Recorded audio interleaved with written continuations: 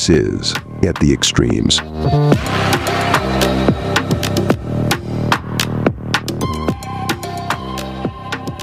Beloveds, welcome back to At the Extremes, the podcast where we discuss the extremes in our society and how we got here. As always, we are your hosts. I'm Greg. And I'm Serge, and I'm so excited. It's been way too long. We are back. We are back.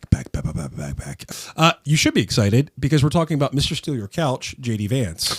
Hello. Shots fired. Yeah, well, before we go down the couch-lined alley of broken dreams that is JD Vance's history, why don't you meet with your silver lining? Silver lining is just getting back into doing this, man. Like, this is... It feels like home to me. I missed it. And you know what? I can't even lie, nor would I. But Judy is amazing. She's a great co-host or fill-in host when needed. And it's going to keep me in my game so that I can step up because I don't want to get replaced. You might get relegated. Oh, you know what? That would be fun. A relegation promotion system within the podcast. Sure. We'll figure that out. We'll flush that out. But no, yeah, go ahead with your silver lining after you've now given her all of her props. Whatever. She's all right, I guess. She's good. But just being able to be back and record, it's fun. And, it's only been a couple weeks and we're recording during another crazy storm that delayed you from getting back home. Yeah. I was out in California, and actually that transitions me pretty well to my silver lining. I got to finally get into a park that I've been trying to get into for a long time. I got to Sequoia National Park. It's just north of LA by about 3.5 hours. Okay. Like northeast. But I finally got to get to the park. I had a Kia Soul, which is a front-wheel drive little matchbox. Awesome. Yeah, terrible car to drive in these conditions. So I'm driving, and the weather system is moving in, and I'm going, all right. It's in the mountains, right? Yeah, it's in the Sierra Nevadas. And so how tall are the Sierra? Are they like the Western Maryland mountains? No. I was like, the hills that make up Western Maryland. I was at an elevation of 4,500 feet, and all of a sudden, like a sheet of white. It was rain for a really long time, and I was like, all right, I can handle this. The Kia can handle this. And then a sheet of white happens, and I'm like, it's literally, I couldn't see anything, like within 5 feet of me. So I pulled over, and I'm sitting there, I'm waiting, and the snow passes, so I'm like, all right, I'll make my way to the park now. I get to the gate entrance, and it's blocked off, and it's a $50,000, no, not 50, $5,000 fine if you enter it when like it's restricted. Mm-hmm. So I was like, all right, well, what am I going to do here? So I turned around and went home. So 4 hours, 8 hours driving to not do the thing I wanted to do. So yeah, I explored the forests around it, but it was just like, oh man. You pulled off to the side of the road and just like kind of bushwhacked through the area. And I found a trail, and at the front of the trail it said, beware of mountain lions, bears, wolves, and coyotes. I don't think you have to worry about that now because, the wolves maybe, but bears are hibernating now, right? Yeah, but it's the mountain lion that you have to worry about because... But are mountain lions? I thought they're less active in the wintertime. They're less active, but I guess maybe my brain saw that sign and was like, all right, well, guess what? Any little snap of a twig... Any bird rustling, you're looking up. I'm going. Oh, I'm looking behind me. Like, oh God, where is it? Yo, did you see that or read that story of? I don't know if it was a mountain biker or a hiker that a mountain lion, a juvenile mountain lion, had been like stalking it, and the guy fucking killed it with its bare hands. That is insane. Tell me more. So this guy, tell me more, because that's crazy. So this guy was being attacked by a juvenile mountain lion, and it was either him or the mountain lion. Was this like the Undertaker from WWF? Like, you can't kill a mountain lion with your bare hands. Like, what did he do? This fucking guy did. He put his hands around its throat and choked it to death. Oh, shit. Yeah. The claws on a fucking mountain lion. Have you ever seen that? Like, if it's pawing at you, how do you keep... Hey, man, when your adrenaline's pumping, it's either you or the mountain lion. I guess that is the truth, right? Like, I as I was walking, I'm whistling, I'm making noise, I'm trying to, like, alert other animals so that they don't find themselves surprised and attack me. but I could not imagine trying to choke out a fucking mountain. Like, how do you get on top of it? I don't know. And so, do you remember what the Forest Service, what their advice is? Do you get small for a bear, or you get small for a bear and big for a mountain lion, right? So yeah, with black bears, I think the advice is to get as big as you can and make as much noise as you can. Brown bears, the advice is get on the ground, protect your back of your neck, and just wait for it to pass because it's going to fucking kill you. Mountain lion, the advice is back away slowly while keeping your eyes on it. And make yourself big, as right? As big as you can. Make as much noise as you can. The coyote, they said throw as many, like whatever you can throw at it. Just throw Children? At it. Yeah, children especially. Look, they're slower than adults. It was really, really beautiful. And I got into Sequoia National Forest, not the national park, and I did see some sequoias. I found this incredible pine cone. I'll put a picture of it in the show notes. But it's, it was really nice to be able to ground myself in nature and really become like I actually was journaling while I was out there, and I was just like, man, like this is how lucky am I? And I was just really grateful to have the opportunity before they burn the park to the ground and concrete it for business to be able to just to see it, embrace the moment, and take on the challenge. Like I sat there and I thought to myself for a little bit, I was like, oh man, I really should turn around. Like all this snow is going to impede me. I'm not going to be able to see anything I want to see. And you wait for 5 minutes, the storm passed. It's kind of like life, right? Like it was a really good, just a good way of like, no, this is like life. Just give it a couple of minutes. It'll pass. Hell yeah. This too shall pass. Deep thoughts with Greg. This too shall pass. You shall not pass. You shall. It felt like I was in fucking Middle Earth. Like it really, like it was beautiful. But yeah, it was nice. I always think that like when you go out to places, especially out on the West Coast, and I mean, I even think on the East Coast, where you just, if you really take a step back and you really think about how many generations of people and then animals before people even got here, how nature has just done its thing to form out the things that are so beautiful out here. And I think like people being able to go, like I would recommend anybody, all of our listeners, to go down to the Southwest to check that out. I think would be amazing. The West Coast, Pacific Northwest is incredible. Montana, Colorado, even Maryland is just, there's a lot of really, really awesome things that people can see. And especially like here, I think about the Chesapeake Bay and just being able to navigate it on boat and just being able to see kind of these really, really awesome areas. And it just, you're right. Well, let's take a real quick break. And when we come back, what are we going to talk about? We're going to talk about, one, we're going to talk about the douche canoe of the week. Ooh, yeah. I got a good one. And two, we're going to talk about JD Vance and the billionaires that have made him who he is.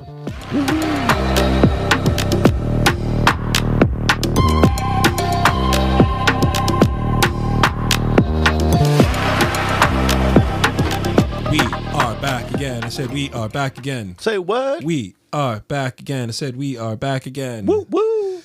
So, Sergio, last week, and I have an addendum to our last episode, and I know that, not a lot of people are going to call me on it, but I feel like for accuracy's sake, I need to apologize. Joel Webben was not the guy at the the State of the Union. The guy who was actually there his name was Matt Walsh. The reason why I got confused is because they're both like beard bros. They look very similar. And they're both like very like theocratic type folks. But fortunately for you, this week's douche canoe of the week. Today we cancel somebody named Joanne Littman of the Wall Street Journal for an op-ed with this lovely title, Can White Men Finally Stop Complaining? Quote, the manosphere won. Bro podcasters top the charts. Meta's Mark Zuckerberg declares his company needs more masculine energy. Elon Musk shares a post saying only high-status males should run the country. The White House kills diversity, equity, and inclusion policies, and so do multiple companies from Target to McDonald's. Now from here, Littman gives us a lengthy historical overview of what she calls the oppressed white man trope. The whole diatribe is dripping with unmitigated resentment towards white men, but the reality remains. It is just a fact that affirmative action and DEI have discriminated against white males for decades. Every single institution in the country has put in place policies that deliberately make it more difficult for white males to be hired. And once they are hired, more difficult to advance. That's not some sort of wild theory. It's the whole point of these policies. Today we...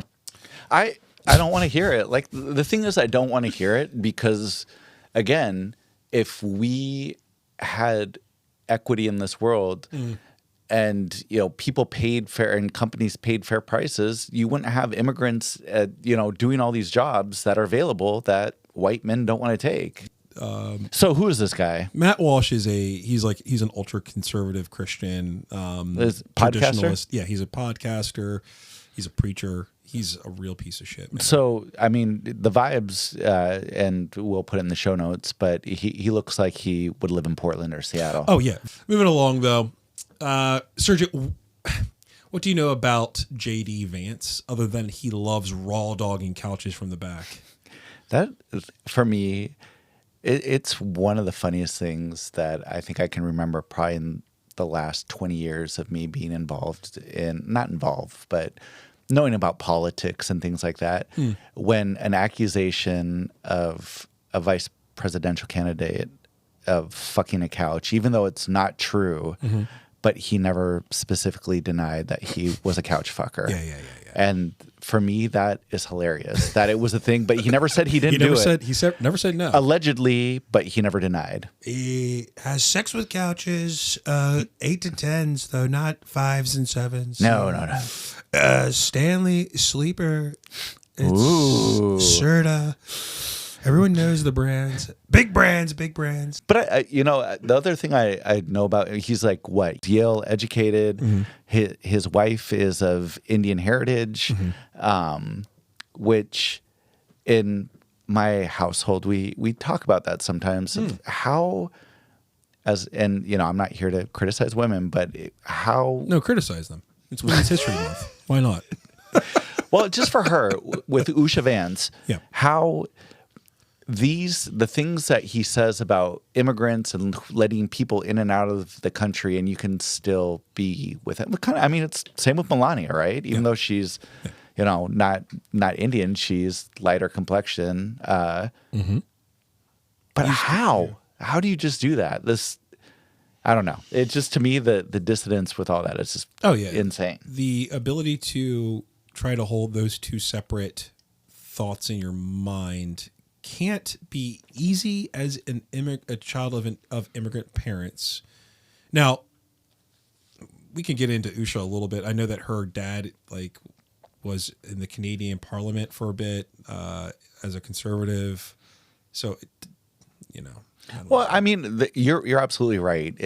Just because somebody is black or brown doesn't mean that they're going to be automatically liberal. Right. And you know, for a lot, that when it came to Donald Trump getting elected, that there was a lot of Hispanics that voted for Trump. Yep. And Hispanics, you know, culturally speaking, are a lot more religious and a lot more conservative socially. I think that the two fastest growing religions in the U.S. is fundamental Mormonism, just because of the amount of children that they have. Yeah. You know, I guess it's illegal because polygamy is illegal, but you know, A little bit. But also just the amount, because you have to tithe, I think, which tithe means giving money towards the church, like 10% of your income. Yeah. So it's super fast growing that way. And I think, like, for example, I have a colleague who's Brazilian and basically was saying that, you know, fundamentalist Christianity is one of the biggest growing sects of religion in Brazil. I think it's starting to get to a point where not quite as popular as Catholicism, but it's getting there. Like it is, like to your point, it's the fastest growing religion in South America. Well, Bolsonaro, he's a Catholic and his wife is a fundamentalist Christian. Yeah. And well, we're going to talk about a fundamentalist Catholic, a fundy Cath in JD Vance here in a little bit. Is he Catholic? Yeah, he converted in 2019. Really? Yeah. Because to me, that's really interesting, because I know that there was a lot of anti-Catholic feelings in the United States because of the Pope. And so growing up, this is a side story, but growing up in Seattle, Washington, in my area growing up, historically speaking, was a strong area for KKK. And so Catholic kids used to wear uniforms. And so my school did not wear uniforms. Really? Because they would get beat up by KKK members and harassed. Really? Mm-hmm. Are you comfortable disclosing where you grew up? North Seattle, Greenwood, Washington, St. John's Elementary School. Really? So Seattle, unlike the East Coast, has a lot more Scandinavian roots into it. So it's a lot more Lutheran and Protestant. And so there's a strong Catholic community out there, but it's not as big as you would be in Baltimore or Boston or whatever. That was one of the reasons why when I went to Catholic school until 12th grade, that we never wore uniforms because it was an area where the KKK was there. That's so wild. And they would beat up the Catholic kids. So that is really disappointing. But it's good to know that the Klan wasn't just in the South. So at least they grew their numbers, like any social group would do. One skull at a time. One skull, one grand wizard, one grand dragon at a time. Sorry. Once I start thinking about the Klan, I can't. Grand Wizard, right? Grand Wizard, but there's also the Grand Dragon, the Cyclops. One day we can talk about the Klan and all the Nathan Bedford Forrest. Yeah, hey, look, Forrest. So we're all aware of JD Vance's. I'll call it modern politics. I would say couch fuckery. His couch fuckery, for sure. We're all aware of that. One of the reasons why I decided that I wanted to write a script up about this was because you and I had a conversation a couple weeks ago where we were discussing the effectiveness about could JD Vance do what Trump's doing? Yes. I think we had that conversation. Do we have it on the mic? Yeah, we had it on mic. And I was in a position of having some downtime, and I was like, you know what? I'm going to prove Sergio wrong. I'm going to prove him wrong. I think that JD Vance is so much more dangerous. Okay. And I don't know that he's more dangerous, but I think he's equally as dangerous after kind of sussing through this. And I want to, as we go through this, I want you to kind of give me your feedback as to your argument towards. As to my argument, yeah, I think that Okay. I think that JD is equally as dangerous, if not maybe more dangerous than Trump, and that's because JD believes what he says. Okay, you know what, that makes absolute sense when you put it like that. Is that he has his views, and he not like Trump, who is just all about the dollar. He's a flag in the wind. He'll go wherever the wind's blowing. JD Vance is very, very focused on what he believes. Well, he's a lawyer by trade, right? Yeah. Well, we'll get into that. So we're all aware of what JD has been up to since joining the ticket with Trump and how things are playing out right now. But if you recall, he had this to say not so long ago about women. Look, what I was basically saying is that we're effectively run in this country via the Democrats, via our corporate oligarchs, by a bunch of childless cat ladies who are miserable at their own lives and the choices that they've made, and so they want to make the rest of the country miserable too. And it's just a basic fact. You look at Kamala Harris, Pete Buttigieg, AOC, the entire future of the Democrats is controlled by people without children. And how does it make any sense that we've turned our country over to people who don't really have a direct stake in it? That was clearly a lie then. And everyone seems to have forgotten about his throwaway line about cats and dogs being eaten by Haitian immigrants. This guy, JD Vance, has a long, stupid history of saying really stupid fucking things. That statement was from 2021, right? But just because he's like apologized for saying these types of things doesn't mean that's. But has he really ever apologized? Yeah, he said maybe I took it too far, but the fact remains that we have immigrants to this country who are doing damage to our communities, right? So he's the one thing I know about JD Vance after looking into this shit about him, he's really good about pivoting really fast and making you think he's an excellent gaslighter is what he is. Okay. Let's start at the beginning with JD though. He's born in August of 1984 in a shithole called Middletown, Ohio. And like most fathers from Ohio, when JD was born, his dad left for a pack of cigarettes, never to return. which I can't tell if is a good thing or a bad thing. Like, he realized that his son was going to be a pile of shit, so he decided to leave, or because his father left, he turned into a pile of shit. I can't really make the decision on that. That's not my call. But Mr. Vance, you kind of fucked up here. Actually, Mr. Vance, you might be the douche canoe of the week. Hey. If he had stuck around, maybe JD wouldn't become the national embarrassment that he has become. And if not that, at least not obsessed with fucking his own couch. Like, his dad would have at least stopped him from having sex with his own couch. It's like American Pie. Yeah. His dad comes out. He's got the Stanley sleeper up. You know, he's hitting it from behind. Dad, get out of here, Dad. I'm embarrassed. Put your dick away, son. Stop fucking touching the couch. It doesn't like that. So JD wrote a book, I think it was in 2018, Hillbilly Elegy. And in the book, he goes way out of his way to describe his mother as a pretty low-life person. You know, his mom is still struggling with substance abuse, right?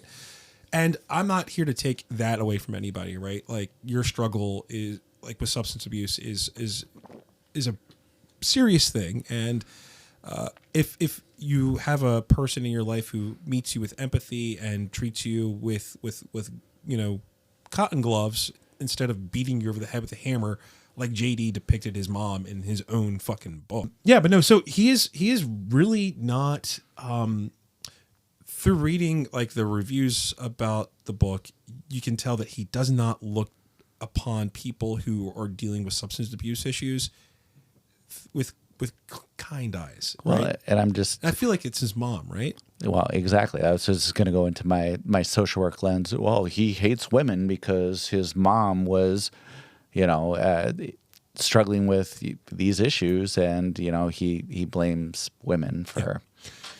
And he does. He hates women.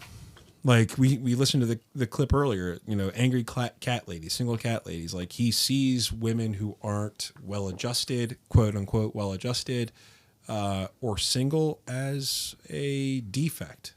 Yeah, like you're not normal. You have to stay at home and breed a bunch of children. Right. Like, there's white children, very specifically, even though he's married to a brown woman. Mm-hmm. One of the things that really did stick out to me, though, like to kind of come back to what you were just saying, is the idea of his hatred of women, and the idea that his mom played a huge part in his life, obviously, but you know, he didn't see his mom as a sympathetic character. He saw her as one to judge, like to be judged upon. Like, you're less than because you're not like the other moms. And like, I can kind of understand it. Like, I heard an interview that he did. He was on a podcast episode where he was like, I'm finally glad that I finally, for the first time in my life, I had a place that I could call home. Right? Like, he got moved around a bunch as a kid. Like, that would fuck up any kid. Yeah. Right? And again, this is like that part of the show where I have to be like, man, like, I feel some kind of empathy for this guy because he didn't have a permanent home address for the first 12 years of his life. Absolutely. And I think the other thing that is super frustrating, especially when you think about Republicans and actually even just Democrats as a whole, when it comes to the opioid, epidemic that we've had, and how Big Pharma was really, really responsible with getting all these people addicted to opioids and then on to heroin and fentanyl now. And there is anger, but it's more anger towards the people that got stuck in the cycle of addiction rather than this just flooding the markets with this really, really easy drug that gets you really high and makes you feel good, and then being able to get off of it. As we go along, you'll see how those two things link up in his politics, and then also how he's trying to shape the future of the country to match that line of thinking, I think. One of the things that I wanted to show you was an ad that he did when he was running for Senate. Are you a racist? Do you hate Mexicans? The media calls us racist for wanting to build Trump's wall. They censor us, but it doesn't change the truth. Joe Biden's open border is killing Ohioans, with more illegal drugs and more Democrat voters pouring into this country. This issue is personal. I nearly lost my mother to the poison coming across our border. No child should grow up an orphan. I'm JD Vance, and I approve this message because whatever they call us, we will put America first. So, We're all Americans, JD. Right. He does this really, he's actually quite good at this, where he takes, if you read his book, he takes like that narrative and flips it on its head. I almost lost my mom, like he gave a fuck about her once he left for Yale or when he left for Ohio State, when he left her behind, not because he was obligated to stay, but because the politics that shaped him early on dictated that he would not, like, if you look at his current politics and his current voting record, what votes has he cast that would make sure that people who are dealing with substance abuse have access to substance abuse treatment centers? So this is going to be my pushback for that, and so this is a strike one where I don't think No, go ahead. it's all that complicated. Is that you're using the boogeyman, you're using the Mexicans, and you're using brown people as a scapegoat for the fentanyl getting across the border. When yes, fentanyl is a problem, but it's coming now from Mexico, but a lot's coming from China and from the coast. And then the other thing is that, back to our previous conversation, not getting angry at Big Pharma and Johnson, the people that flooded the market that caused these really cheap drugs to be accessible for people that were in blue collar, where you can get an injury and you get flooded with a bunch of drugs and then you get hooked on them and you can no longer afford to pay for those drugs. I agree with you on that. I think JD Vance is one of those folks that says things like, it's not the business's fault that it's not the system or the business's fault that you decided that you wanted to stick the needle in your arm and keep doing it and keep doing it and keep doing it. That's your fault. It's a personal failure.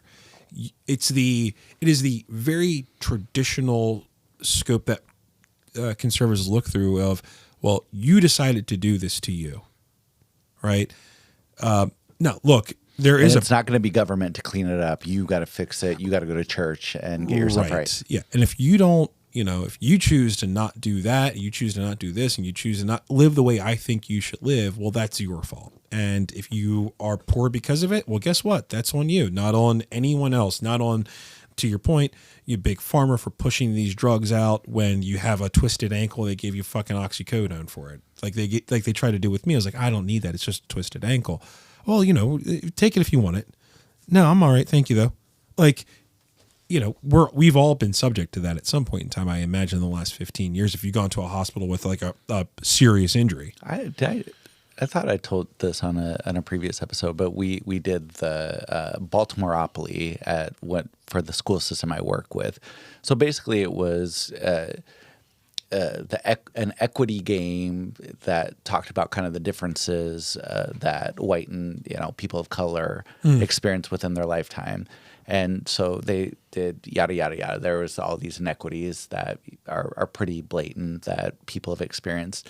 And people talked about going to the hospital and having these pretty serious injuries. And the black women that were there so there was a lot of racist beliefs within the medical profession that black people feel a lot less pain than white people. Yeah. And so the thing that was really interesting about it was a lot of people that were there talked about these pretty traumatic injuries and where they were just prescribed either Tylenol or the doctors basically accused them of lying about their pain. So drug seeking and all that shit. And so I shared that I was probably 22, so this is a while ago. And I sprained my thumb and I had an 80 pill prescription for Vicodin. Insane. I mean, I think insane. I didn't take it at all. I don't think I took it, because you sold it to all the kids. Yeah, at the CYO summer camp. Get the Guatemalans out of this country. They're selling drugs to our kids. But that's just how crazy it was. Just how, like you were just saying earlier, that you got offered pills all the time. All the time. And, is that a failure of the individual or is that a failure of the system? And JD Vance would tell you that it's a failure of the individual every single time. There's no circumstance. There's not enough religion, or there's not enough Christianity. Yeah, there's no circumstance in which it isn't your fault. And that is that belief system that I just, if you look at just holistically, you zoom out, you go, wait a minute, like there are systems in place, man. Like we really need to consider those things. Yeah. But yeah, so I mentioned already that he was born in Middletown, Ohio. And if you sift through the bullshit in his novel, his pawpaw and his mawmaw were both very violent people. His grandfather was a drunk and a violent person. His grandmother was a non-drunk violent person, or however you want to word that. For instance, there was an argument that he described in his book where his grandmother split his grandfather's head wide open with a vase, and on another occasion, she lit him on fire. So she kept 19 guns around the house, right? So in his childhood, he was back and forth between his mom's house and his grandparents. So he obviously lived in a very stable environment, right? You can kind of see, and I'm not making excuses here, and I'm not validating JD's thoughts here, but I am going to say you can kind of see how a kid who grows up in that environment wants something very black and white, very strict. Like there are rules and there are rules to this system and I don't have them. So I'm going to try my hardest to make them happen. Right. And, I didn't come from that environment at all. Fortunately, I come from a home where people struggle with things. I struggle with things, anxiety and depression and things like that. But like, I was never in a home where people were lighting each other on fire. And we talked about how, especially with young boys, the mental health piece of this, you ignore that long enough and you end up with somebody who might be kind of, on the edge of unhinged. Yeah. Yeah. I think that's a pretty good way of putting that.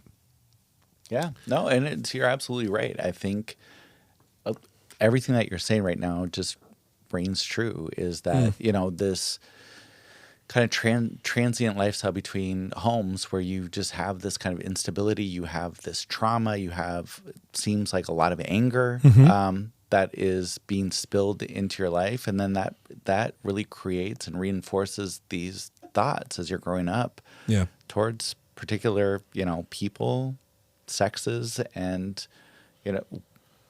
being able to manage with it. Yeah. And his mom was raised in that same environment, obviously, right? The one thing that we can add, like the next building block that we can add to this is that there were men in and out of his home constantly, right? Like there was no healthy male example in his life. And so, again, it's that what we were talking about with Cody in our first series, like I hate to feel some kind of empathy for this person because of what they are, but to look at that childhood and go, yeah, someone normal is going to come from that. It's impossible. Yeah. It's like you would have to be the luck of the draw to come out of an environment where you have different men in the home all the time. Your mom's abusing substances. Your grandparents are letting each other on fire. And if they're not doing that, they're hitting each other in the head with vases. Like it helps to build out a little bit of the context, the fabric of who JD is. He comes from a very violent home where the solutions to things are violence oriented. Yeah. Well, and I think that's also a big representation too of the United States as a whole. And, when you have these kind of situations and you have these family dynamics, but then also you have the access to being able to have 19 guns around the house. Yeah. And so you think about how many times police have been called due to whatever was going on in the household. Yeah. And we're still saying, yeah, cool, have your AR-15. Yeah. I mean, I think there was a quote that I think I remember hearing that his grandmother said something to the effect of like sleeping with a gun underneath her pillow or something like that. And it's just like, Jesus Christ. And that's hard. I mean, again, if you're a normal human being, you're going to feel empathy for somebody that grows up in a situation like that. Yeah, you have to. Like, how do you not? Yeah. It's hard. Yeah, that's a really fucking hard childhood. I would I wouldn't be the way that I am if I had that childhood. Yeah. Period. Absolutely. And you get raised in that. You have certain feelings about certain things. Yeah. If I see, an environment in which, the poor are only getting poorer and the only way to make that better is by leaving my town, going to, university, going to law school, and then, having resentment for the way that I grew up, well, why wouldn't I do everything I can to eliminate the way that for every other kid on the planet? That's a big disconnect that I was just going to, talk to you about is I struggle to see that you grew up in this kind of situation, this kind of household. So why are your views on it so extreme and so? It's that corrective action, right? Like in my head, at least, right? Like I did this. Why can't everybody else do it? well, that and like if you're not willing to do what it takes to fix that, I'll fix it for you, right? Like when you grow up being, I don't want to put words in JD's mouth here, but when you grow up as the only young, Just put some couch cushions. he would love that. Munching on that couch cushion. You put somebody in a place. You like that one, huh? You put someone in a place where I remember being a kid, and when my dad would leave for work, he would say something to me of the effect of, "Well, I'm away. You're the man of the house," right? And that puts an incredible amount of pressure on a young kid because what's the man of the house supposed to do? I was just told that was a cuck. And that's why we have very different views. Sergio, you sit down when you pee. I swear to God, if I hear piss coming into that toilet, you're dead tonight. Okay. But no, the idea again, that when my dad left the house, I was the man of the home, right? I was the eldest son, blah, blah, blah. Imagine being in a home where you've got a rotation of men during the 80s, because he's the same age as us. He's 40 years old, born in 84. He's the same age of us. So like that mentality wasn't just located to Maryland or my household. That was something that was a lot of young boys had to deal with was, well, my dad's way, I'm the man of the house. And that means that, I'm in control and blah, blah, blah, blah, blah. And when you grow up in that environment and you see, the fentanyl crisis being what it is in the country, okay, well, what do we have to do to fix daddy's home? What do we have to do to fix it? Right? Like, I feel like JD Vance, his entire politics are about mommy issues. And when we come back from our break, we're going to talk a little bit more about that.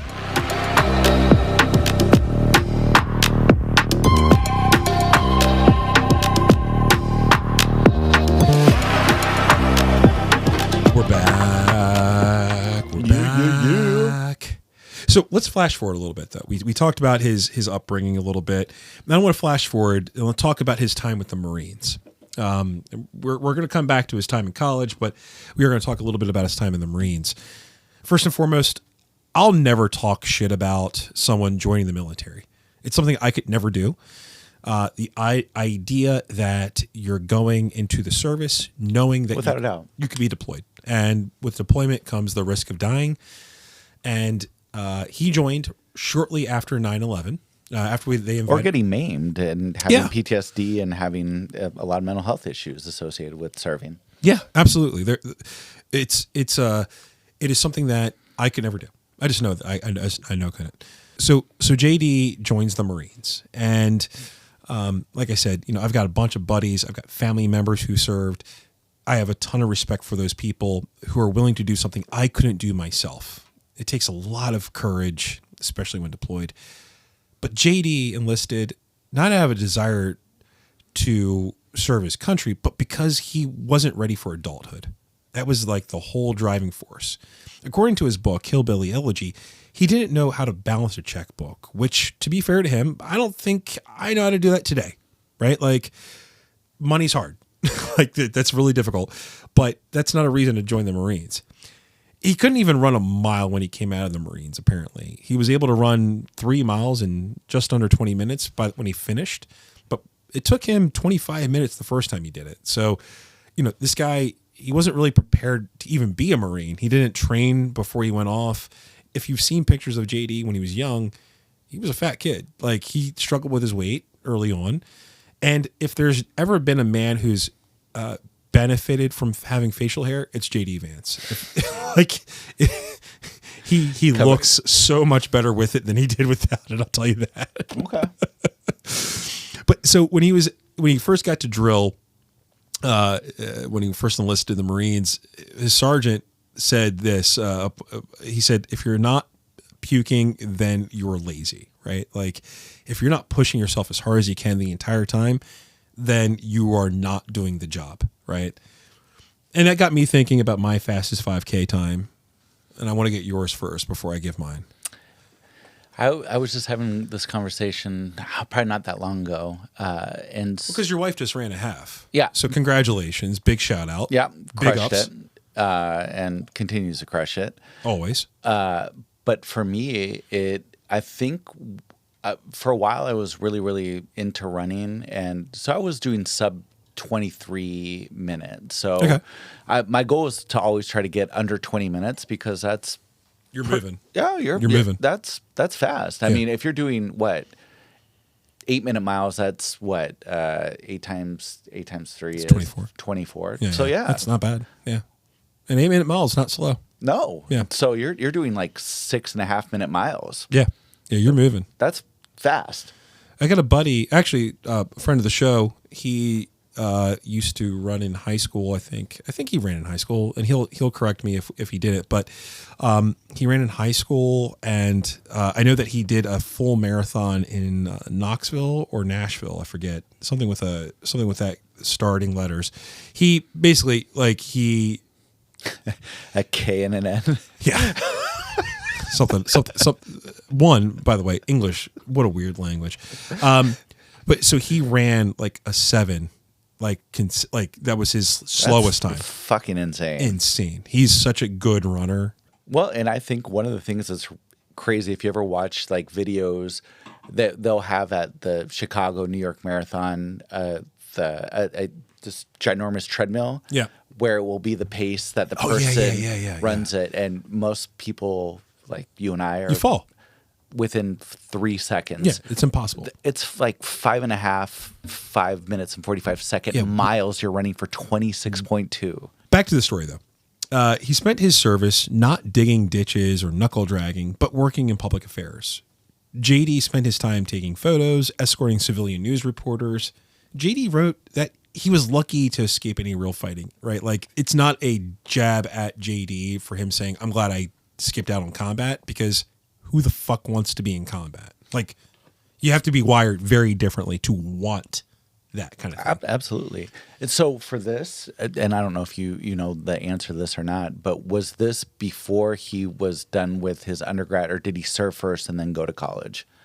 So he did it right out of high school, comes back, goes to Ohio State, then the Oh, Yale. you said it. Ugh. Yeah, I know. Well, I want to make this as pretentious as I can, because JD is somehow even more pretentious than me. I don't know how that happens, but so he leaves the service in 2007, and in 2010 applies and gets into Yale. And it's at Yale that the chrysalis that would shape Vance into the MAGA Mothra, is shaped during his time in Yale. So we're going to jump forward a little bit here to one of the more troubling associations that JD Vance, our current vice president, has.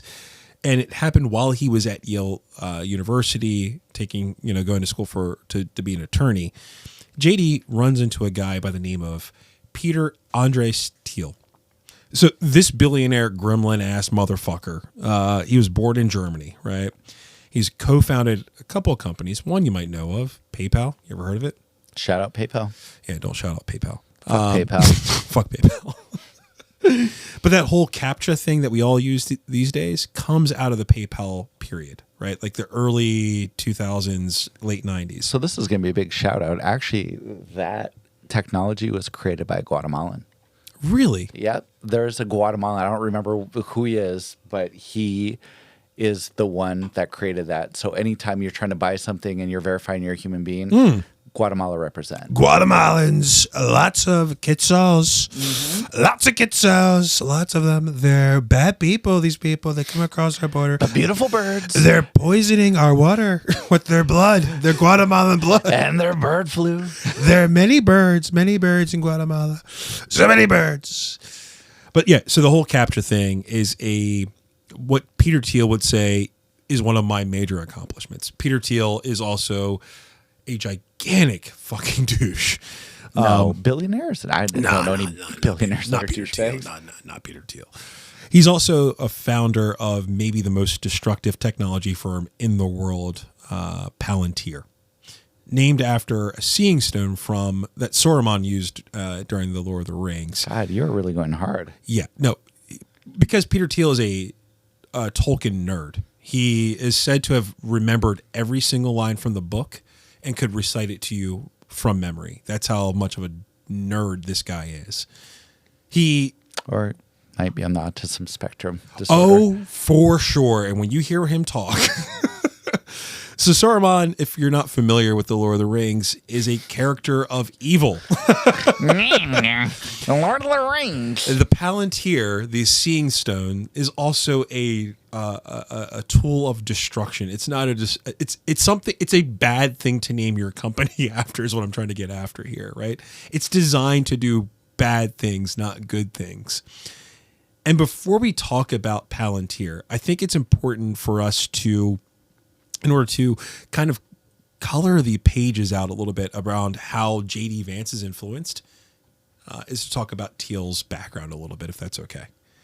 Let's do it. So he believes in a philosophy that's been circulating, Thiel, that is, right? Believes in a philosophy that's been circulating in right-wing circles and spaces for a little while now. It's actually something we talked about in our first episode, at some length, actually, accelerationism. More commonly known as the Dark Enlightenment philosophy. And this is where it's going to get confusing, Sergio, so try to keep up. There's a guy... That's a big ask. Yeah, I know. So Peter Thiel is a student of a guy by the name of Curtis Yarvin. How invested do you think JD Vance is in democracy? It depends what you mean by democracy. I mean, I think that the problem is basically when people equate democracy with good government. When you use that word, you're using a very tricky word. I would say that what someone like, I'm on very safe ground, despite not knowing him well at all, that someone like JD Vance believes essentially in the common good. And the idea that government should serve the common good. And I think that people like JD and people in the sort of the broader intellectual scene around him, which is very varied intellectual scene, would all agree on that principle. Now, if that principle, I don't know what you mean by democracy in this context. What I do know is that if democracy is against the common good, it's bad. And if it's for the common good, it's good. The question that's posed here, though, is how important do you think democracy is to J.D. Vance, right? Yarvin is largely considered one of the more foremost philosophical thinkers about how useless democracy is. And Thiel is incredibly influenced by Yarvin, and JD Vance is incredibly influenced by Peter Thiel. Okay. So it's this like little chain, right? Of an 8chan? That ain't nothing now. What are you talking about? So again, I identify that Yarvin is this former programmer, political, social, societal, ultra-libertarian, technocrat, blogger who advocates for the end of democracy. Thiel's own philosophies, again, this is where it gets confusing. I'm going to jump bain forth here. So we're going back between Yarvin and Thiel and JD Vance. So Thiel, his own... Who's the professor, right? No, Thiel is a VC, venture capitalist. Yes. And he just dumps money into things that he thinks are going to work, may not work. Thiel, unlike Yarvin, is not a philosophical person. He just buys into this bullshit. He just wants money. And Yarvin is for all intents and purposes here for our conversation at least, is like a back pocket philosophical person. He's a philosopher for the right wing. He's a really rich guy that has done a lot of ayahuasca and probably and thinks he's smarter than everybody else. Probably. It wouldn't surprise me. Thiel's own philosophies on politics and the usefulness of democracy lie with Yarvin. And as Vance has said in the past, quote, and this is from Politico, if there's something interesting going on and I want to bounce ideas off of a very fascinating and knowledgeable person, I'll give Peter Thiel a call. So we're talking about someone who's got an incredible amount of influence over JD Vance, somebody who knows just how dangerous his own ideas are and passes them on to JD and says, hey, listen, you might want to start thinking like this a little bit. And when you find one cockroach, you find multiple, right? Vance also considers Thiel, sorry, not Thiel, Yarvin. Again, I get my own self confused here. He considers Yarvin an inspiration and also a friend. Yarvin said this once: the fundamental premise of liberalism is that there is an inexorable march toward progress, and I disagree with that premise. Instead, Yarvin believes that American democracy has degenerated into a corrupt oligarchy run by elites who strive to consolidate their power rather than serve the public interests. And I think that's where we can agree. That is also where we end like our agreement. Yes, but it's this one side painting this other side as liberal elites when that side is also billionaires. Yeah, no. So what are we fucking talking about here? We're talking about, like, it's a circular argument, right? And I think that's really like the end of like what this all ends up being is just a gigantic circle jerk of a guy who doesn't think that the system works the way it's supposed to. Neither do I, right?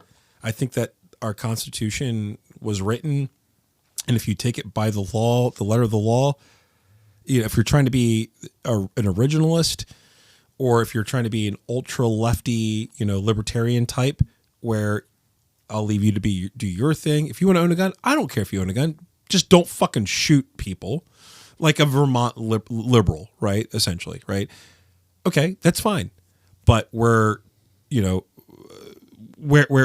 falls down with Yarvin is that he thinks that the solution to all this is an American oligarchy that gives a CEO, a president, ultra authority.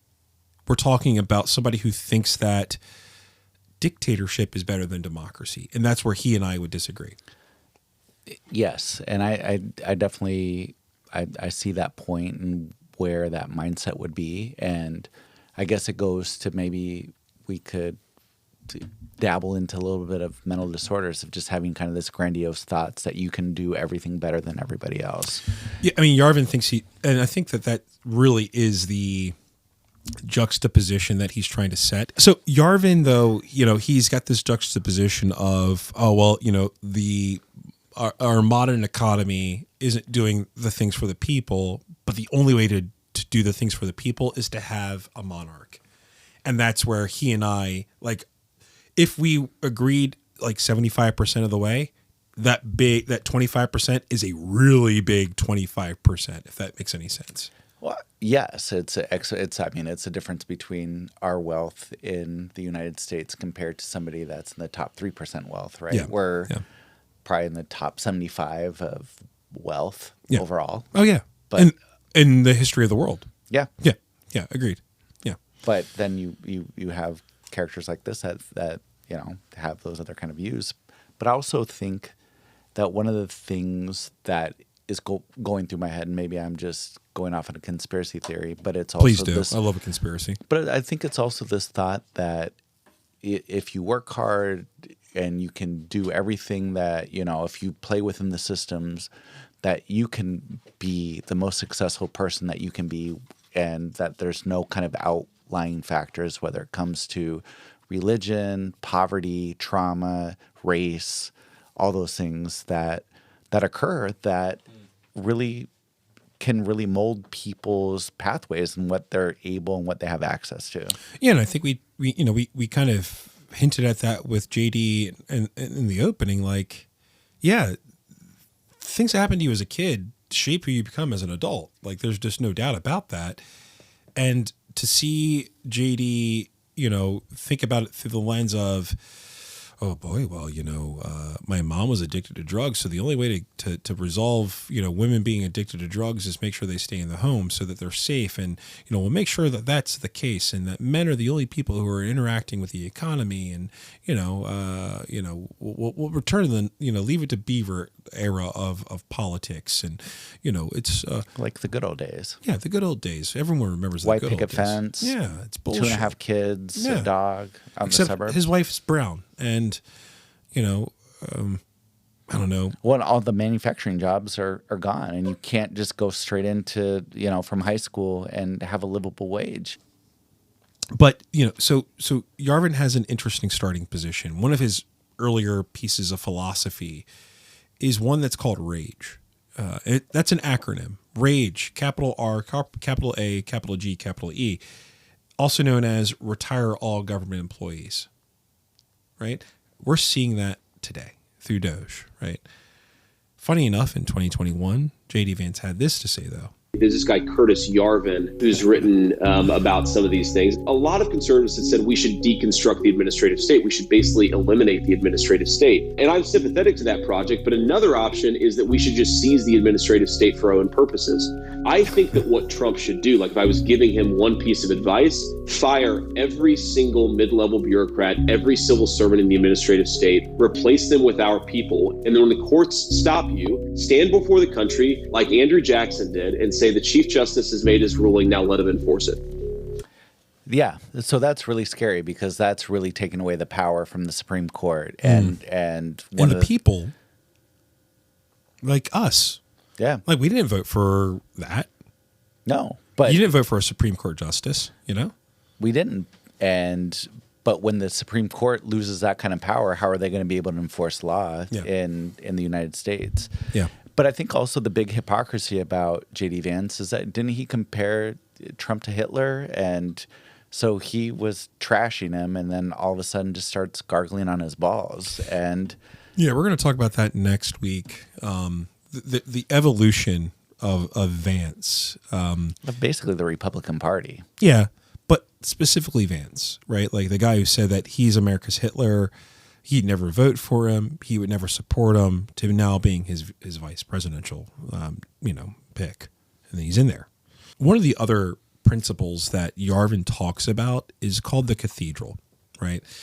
And if you think about that 5 mountains philosophy thing that we were talking about a couple of weeks ago, the idea that the Christian church needs to take over the spheres of influence in our society in order to shape it back into what they think is correct or right? Yarvin has some thoughts on that. The cathedral is essentially the reification of the legitimate sources of information. So the cathedral is essentially performing the functions that a ministry of truth would perform in a classic Orwellian, environment, and it's performing the functions that a religion would in a classic theocracy. And once again, here's JD Vance in 2021. So much of what we want to do in this movement and in this country, I think, are fundamentally dependent on going through a set of very hostile institutions, specifically the universities, which control the knowledge in our society, which control what we call truth and what we call falsity, that provides research that gives credibility to some of the most ridiculous ideas that exist in our country. And so we have to honestly and aggressively attack the universities in this country. Curtis. Yeah, so I think it's quite clear, right? That's fucking terrifying. Yeah. I mean, that for me just screams out having just this one kind of curriculum. I mean, it is fascism at its core. Like, you have to believe this because all these universities are poisoning your mind and telling you to go against the state, and the state should really only be ran by a king or a godlike figure that shouldn't have any power that's checked. Yeah.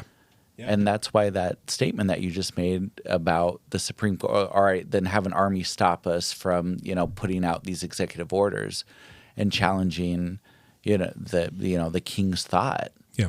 Or their will. Yeah. And I think that with that in mind, like the idea that, our country isn't not susceptible to this. Like, we're very susceptible to an oligarch, a dictatorship, a king. Like, the people who voted for Trump want a king. They want someone who's going to say, no, this is black, this is white, and I am making the decision. You don't have to worry about it. This is it. JD Vance, in my opinion, is so much more dialed into what he actually believes. And if you look at what's happening currently, they want oligarchs. For all of these things that I'm very hopeful about, but one of the things that really does worry me is that we have very few oligarchs on our side. And I don't mean just rich people. I mean people who are smart about deploying their resources in a way that advances the cause. Maybe only Peter Thiel on our side, I think. Maybe a few others. Right. The left has a lot of oligarchs. They have Bloomberg, they have Soros, they have Gates. They have very wealthy people who aren't just rich. They're very smart about accomplishing their objectives with their.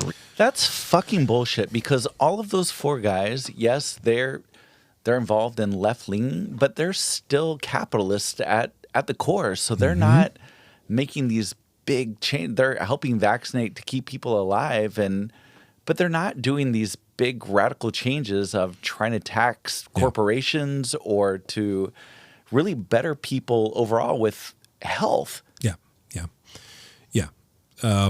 Big shout out real quick to On Point, the podcast. They did a lot of the heavy lifting there, but I agree with you. The neoliberal capitalist regime would dictate that those things happen, right? Like, you play to one side so you can keep the other side happy, right? Like, and then that's all the tech guys too, because Zuckerberg and Bezos and Tim Cook, they're all those guys are on their knees. They're giving $1 million here and there, but I mean, they're just trying to get even richer and richer. Yeah. Well, like VCs, right? Like Peter Thiel has never given to a Democrat before, or nothing I can track. But the techno bros gave to Biden, they gave to Obama, they give to Democrats. It's who is going to allow for us to deregulate as fast as we can so that we can build out AI as fast as possible, and who can hit that mark fastest, right? That's all it's about. I think it's, as we're going through this series, and this isn't a series as much as it is just I want to prove to you that I'm right. An expose. No, I want to be right and you're wrong. That's all this is. I think that Vance is so much more dangerous than Trump could ever be. And so right now you're convincing me only of this education that he has, but the likability rating of him will never be a Trump. And that's what so I think JD Vance could be popular, but when you look at just him on the campaign trail and how he is not able to really, he can debate and he can perform. Yeah, he's really good at it. But he can't talk to normal people. No, he can't. Like, there was Donald Trump can talk to normal people. There was that moment where he was talking about Diet Mountain Dew. This was a clip that I didn't chop up, but like he was talking to the this was before the cat lady thing came out, the single cat lady. He was talking to a group of people. He was talking about Diet Mountain Dew. He's like, I love Diet Mountain Dew. What about you people? And then like no one responded. He's like, that's why I love you guys. Like he's got you're right. He has the charisma of a fucking, a piece of drywall. Mm-hmm. The problem is he's so. It might not be that JD runs the Republican Party moving forward, but he is going to be a major influence. So moving forward. This is going to be back to this kind of argument of just who's more dangerous. And the reason why I continue to say Trump is because JD, he came after Zelensky during that horrible meeting between the two countries. Yeah. But he is not nearly as vindictive of a personality as Donald. Donald Trump is fucking one of the most petty people that you will ever meet in the world. He would throw diss tracks to everybody. No. If he was a Pocahontas, you're Pocahontas. I think you rhyme with Pocahontas. I think as we go through JD's background, you're going. I hope to change your mind. You're not going to because you're wrong. Well, I think that's where we'll leave it then, you bastard. Sergio, why don't you leave us with your final thoughts on it? Final thoughts is just it gets really scary to think about, again, not being conspiracy theory minded, but also it is. I was speaking to my mom today on the drive up to do this podcast, and I asked her, and try to sensitive ways, but you're old. You've had a lot of experience within your life with presidents, and she said to me, "Yeah, there's been some." Policies that haven't been, the greatest. They've been terrible, but you've never had a president. I've never experienced a president that has tried to systematically tear down government and create chaos. And she put it really well that I agree with is that regardless of whether Democrats win, whenever, it's going to take the things that are going to be destroyed by it aren't going to be able to be replaced. To what they were, which were really inefficient, but they're still. Yeah. One of the things that I heard, I was listening to, I think it was Democracy Now! And they were saying, yeah, you know what? Maybe the democratic order doesn't get ripped to the ground, but the things that are going to get stripped away will never come back. And the Republicans are dead. The Democrats are dead. What Trump has done has destroyed the working order. And if you're a Democrat or if you're someone who's left-leaning, the idea that you think that this is going to recover anytime soon, we're living in a very different world now. And that's really, really scary. Yeah. Yeah. And we're not going to be able to come back in the way that we once thought it would be because a lot of these programs are going to be. The Department of Education just got cut in half. What are we doing? Well, and USAID. And I mean, it's gone, completely gone. They're not through Congress, not through any kind of law that's being signed in, just through fiat. Just signing off. Be done with it. And the thing that's really scary about it too is that this is a huge test to the boundaries of the three branches of government. And when you have somebody that is pushing so hard and Congress is basically bending over and giving up of its power. I mean, is that not a constitutional crisis then? Well, and then also with the Supreme Court that you're going to have a president who's very temperamental, and if he doesn't like what you can the outcome of a decision or a ruling, who's to say that he's just going to say, I'm going to fucking do it anyway? Right. That's what I'm saying. Are we not in a constitutional crisis? That's the question. Abso-fucking-lutely. Yeah. People are like, oh, well, how long does it take for us to get to that point? We're there. Yeah, we've been there. It's just a decision or two away by Trump to be able to really see what happens. Yeah, I mean, I think John Roberts is, it's never happened in my lifetime, but there's never been in my lifetime a Supreme Court justice who's ever been impeached. But if you fucking go against Trump, the House is on his side, the Senate's on his side. Bye. Peace. A more conservative Supreme Court could be happening. But again, I think it's where we're gonna leave it. Good thing you're going on vacation again tomorrow. Yeah. I'm going to Costa Rica. Can't wait. It's going to be great. I'm going to stay there. I think I'm going to stay in Costa Rica. They don't have an army, though, so they might. Doesn't matter. It could be the 52nd state. It could be. It could be the 53rd if we invade Guatemala while we're there, too. Thank you, folks, for listening to another episode of At the Extremes. Do subscribe and share. It goes a long way. You can reach out to us on Blue Sky, At the Extremes Pod. Check your show notes. Until next week. Educate yourself, bro.